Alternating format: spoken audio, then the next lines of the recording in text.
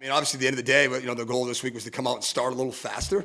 And sometimes starting fast isn't just about putting points on the board. It's about building momentum, building confidence, field position, all those things factor in. And I thought we did a better job of that this week. Came out, obviously, in the second half and put a really good drive together.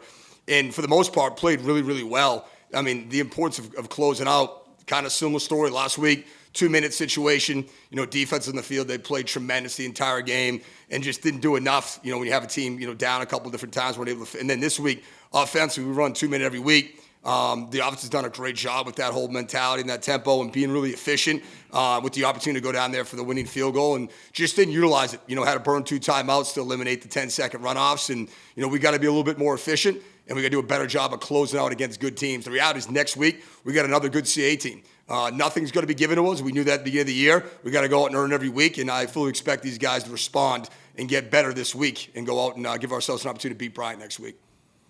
Joe, how much do you feel the offense improved from week 1 to week 2? Yeah, I mean, there's definitely some things we did better. This was a little bit different of a game plan than we had last week. But, I mean, there's still, there's a whole bunch of stuff on my end that, I just have to do better and clean up, in the RPO game and the run game and the zone read game. That just has to be better. And then, that goes back to the start, right? I mean, again, 6 points, no touchdowns in the first half, right? We just got to be better. And I think you look back at that, we're 1 of 13 on our third down conversions. And that has to be far better, But, we definitely got better this week. And I think we're going to take an even bigger step next week.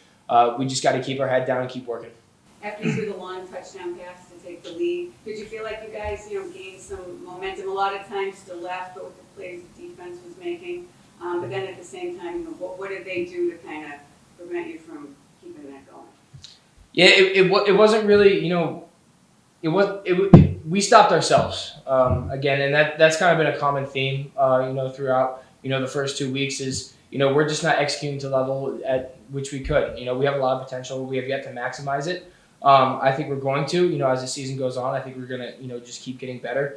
We thought, after that touchdown that we were going to roll. And, a penalty here, a missed read there, stuff just kind of piles up. And then, we got stagnant and, we just have to work on building on momentum and really putting together, a whole half. We've yet, we want to put together a full game of football. We've yet to even put together a whole half.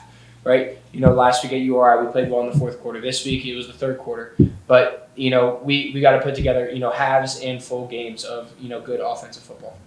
Randy, for the second straight week, the defense made a ton of plays up there. What can you say about the performance today? The fourth down stops, the turnovers.